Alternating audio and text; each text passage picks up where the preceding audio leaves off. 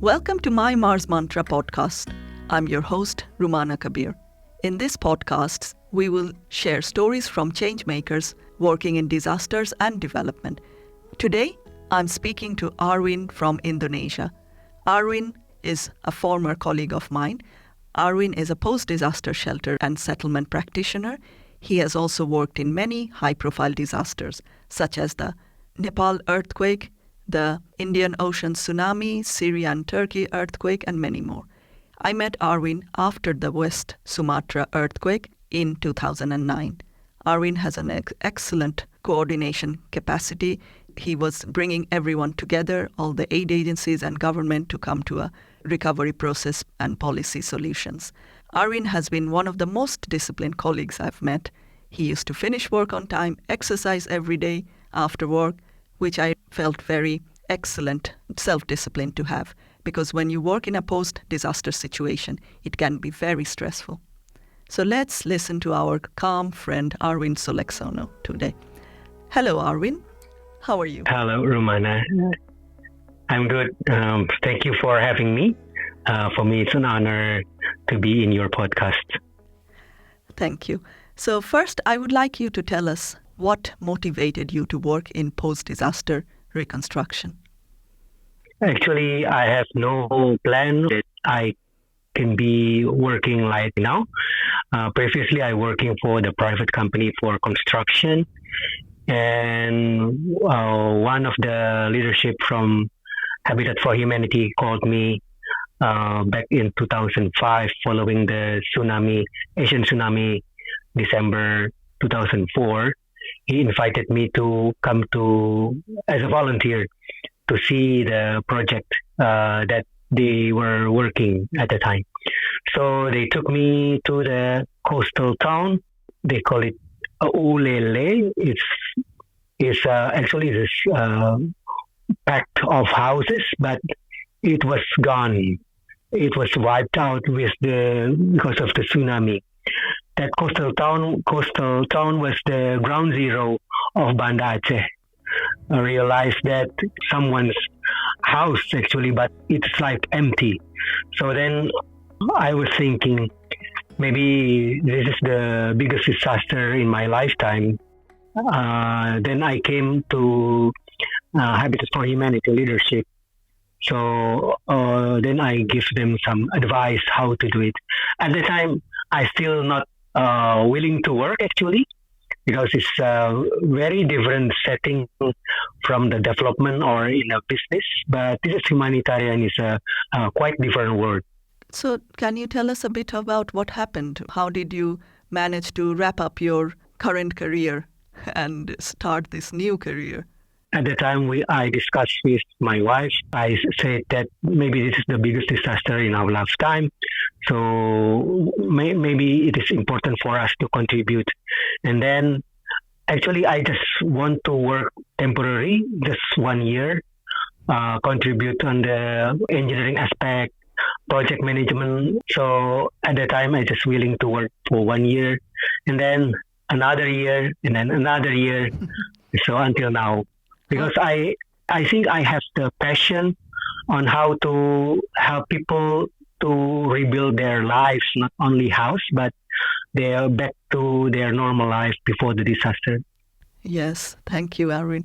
Yes, it is very difficult to just not do anything when you see such a disaster happening in front of your eyes. So that's why it's called humanitarian response, these kind of disaster work when people get involved into rebuilding and recovery. So tell us about an experience where you felt really happy. Previously, when I came, I was introduced to the humanitarian work. I thought people were helpless and they cannot do anything without support from the government or NGOs. And for me, as a surprise, when I worked in Nepal, I met a lady who was in the government list as the most vulnerable. She lives alone. She is an old lady. Her children is living outside of the village. And with our own hand, we support her to construct only the foundation. because if she can finish the foundation, she can be entitled to get the second tranche of government support. So in Nepal at the time, the government introduced the modality 3 tranches of cash support, and we provide the technical assistance and project management assistance. So after she finished the foundation, she continued the work. I was surprised. I thought the lady cannot finish the house. She can finish it after 9 or 10 months. Yes, it is longer time frame compared to common people. Common people, they can finish only 3 or 4 months. But this lady, because of her challenges, she can finish 9 months. So for me, it was so surprised when I came to her house to see. She also was so proud. She can finish the house. It is a good memory, and it's touching for my experience. Yeah. Slow and steady wins the race, isn't it? So, what happened afterwards? Tell us about all the challenges that you have faced. My biggest challenge is always how to ensure the people will have the capacity to rebuild their house following the building code, because people don't have the capacity. People already have the current practices, which is maybe vulnerable to the hazard. So we have to change their practice. Therefore, we provide trainings, we provide mentoring to the builders and to the homeowners as well. So, for instance, following the tsunami and earthquake in central Sulawesi, Indonesia, we train women also to participate the construction. If women actively participate, there are 2 things that we can achieve. First, the quality. Second is the time. I remember I met a lady. She is a widow, but she can finish her house faster compared to their neighbor. Uh-huh. She said that, this is almost winter. I have to finish my house. Otherwise, my children will be out of the house during the winter. So the motivation of this lady is inspiring. That's an amazing story. Even in Western countries, women are struggling to get into construction sector, and there is always this bias. But it's amazing to hear that story, how you overcome the challenges. I remember that, during the tsunami of 2004, the Boxing Day tsunami, there were lots of challenges with materials. Government was destroyed. Do you want to tell us what you have seen?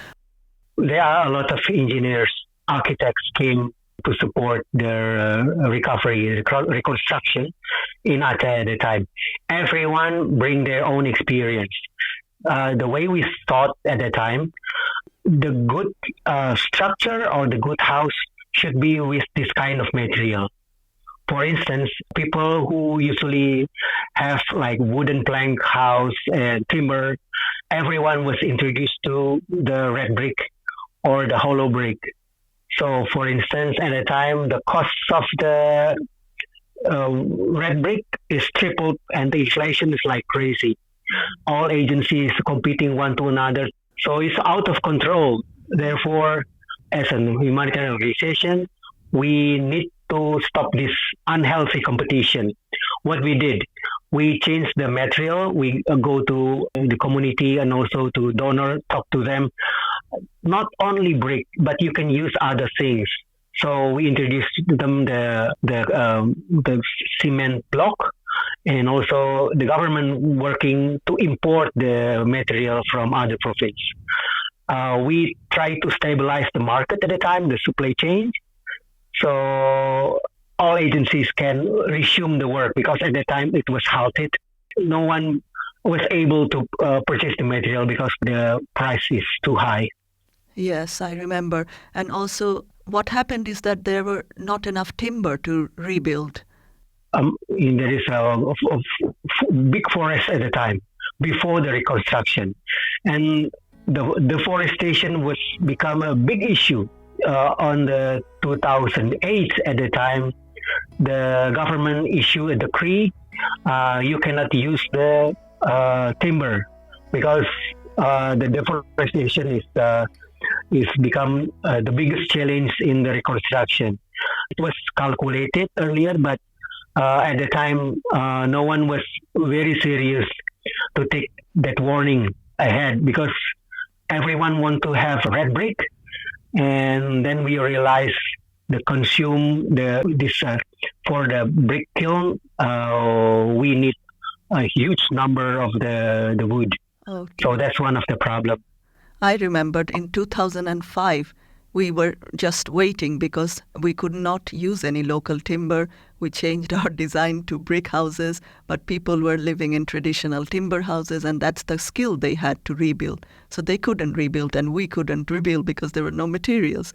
And then we had to import timber from foreign countries. So it is a really challenging task for reconstructing sustainably.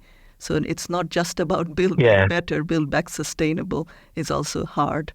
And tell us about your personal experience, because I understand that the living conditions were really difficult, and then you had a lot of people, international people coming in. How was the culture and the whole lifestyle in Aceh at that time? I remember there is a report mentioned that in the mid-2005, there were 5,000 expats came to Aceh, in that little province of Indonesia. Aceh previously is a closed province because of the conflict around 3 decades. Suddenly, because of the tsunami, it was wide open to everyone. Before the tsunami, even I'm from Indonesia, we have to aware about security because of the conflict. So there is combatants with the Indonesian government army conflict at the time. Now, because of everyone is looking for their family, now it was like start to peace. I remember in August 2005 or December, so there was peace agreement between the conflict parties. So everyone was concentrate in the reconstruction, but there were another issue because there are a lot of money pouring. I remember the $7 billion pouring to that province. Everyone is taking, try to get benefit of it. For instance, if we want to rent a house, it becomes very, very expensive. Some organization cannot afford to pay the rent. So it was difficult for everyone. For small NGOs, it will be almost impossible to continue the work because they don't have the place to rent the office or accommodation. And what about the local people? If NGOs are raising the cost of the rented housing conditions, so where did the local people live when all these reconstructions happening? It was interesting because some of them who has a big house, they rent the house for big organization who can pay some amount of money that they are willing to take. And interestingly, they leave the house, this family who own the house, and they stay with their family, or even someone want to stay in the temporary housing. So as long as they get benefit, for them it is fine. They take some challenges, hardship during the reconstruction period. So yeah, everyone wants to get the benefit of this reconstruction at the time. Exactly. And what do you mean by temporary accommodations? Yeah, they build by themselves, or they stay in the temporary shelter built by NGOs. So for most of them, they live in the temporary house built by themselves. Right. And what about the people who didn't have any kind of property, people who are squatters or landless people? Where did they go? So the people who don't have house, legal certificate, it is most of the one of the most challenging situation for them, because if they want to get house as a support from the government or from the humanitarian aid agency, they have to prove their ownership. But they cannot have this kind of certificate. So they stay in the temporary shelter or barrack at the time. What is so barrack? It's quite challenging. So in Aceh, they stay in the communal temporary shelter. We call it barrack. Right. Yes. And what have you seen in the other reconstruction projects? Because these are the people who are the most vulnerable and they don't have any kind of help from anyone. Has things changed? When I worked in Central Sulawesi after the earthquake and tsunami, those who doesn't have land certificate, they will be in trouble because the regulation is only those who have legal certificate can be supported. Yeah. It is actually fair for regulation per se, because if government just or agency just gives the house rebuild on which land, so it will be another issue. So it is difficult to help them. Therefore, we discuss with the organization who have the experience on land title, on property, how to support these people. It is not easy. It is to take some time.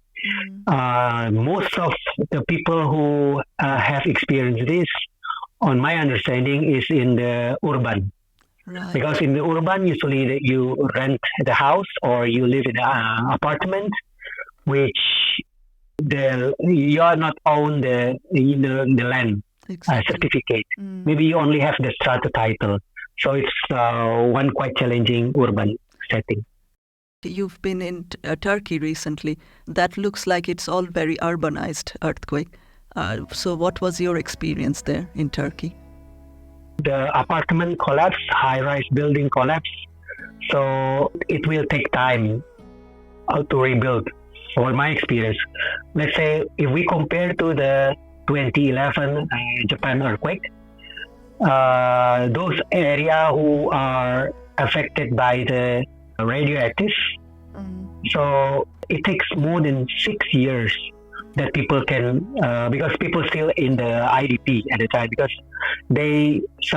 it's not safe for them to rebuild in that area. Same with the area who internal displacement. So people took refuge in the area, in the country, nearby the affected area, but it is safer. It is same with the other area affected by tsunami or by the landslide.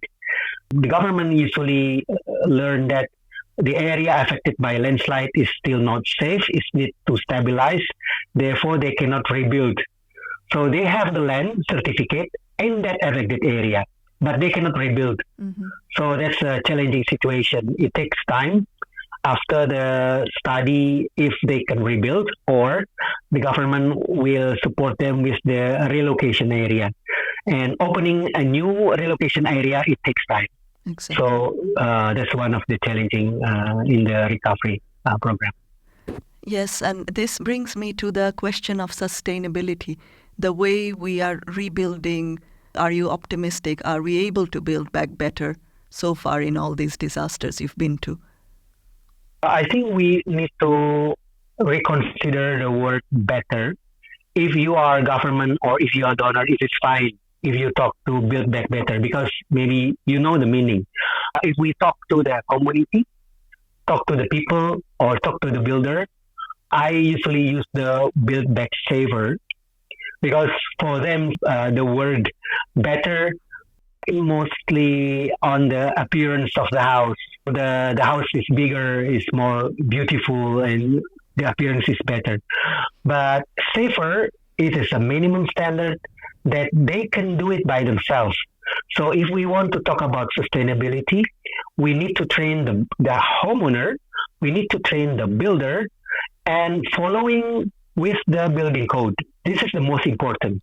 This is really important, that reconstruction should be safer and more sustainable. In terms of your own career, how do you see yourself? Do you think that you're able to carry on working in these difficult disaster zones?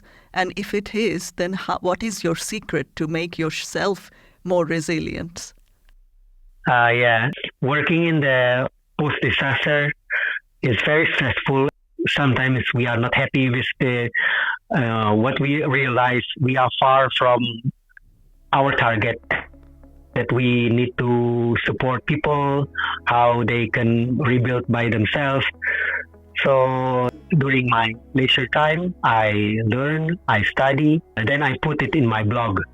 And some of my experience after I tried it quite some time, I write it in the conference paper that I can bring it to the audience, which are the academic people, so they can maybe I can get some input from them, learn from other, something like that, and it gives me direction that people help me to find, let's say, the true north. That this is the thing that I have to achieve. Yes, of course. And also, I think that it is very important to look after yourself. And I think you produced a good example when we were working, that you always finish work and then make sure you have some time for yourself to be able to recover and be more useful for the next day. Is there anything else you would like to add? And especially, do you have any Mars mantra? I want to have like learn from other how to work with the reconstruction or the housing recovery in sustainable way, which is not harmful to the environment. And for yourself, what is your Mars For mantra? myself, for my mantra, I want to learn many things, so therefore I can understand how to deliver better service to the affected people. Because what I want to see is those who people say the most vulnerable, they can be supported and they can recover by themselves. That is so true. Never underestimate the power of people. Thank you, Arwin. I know that it's very late at night, but thank you for your time, Arwin. Take care.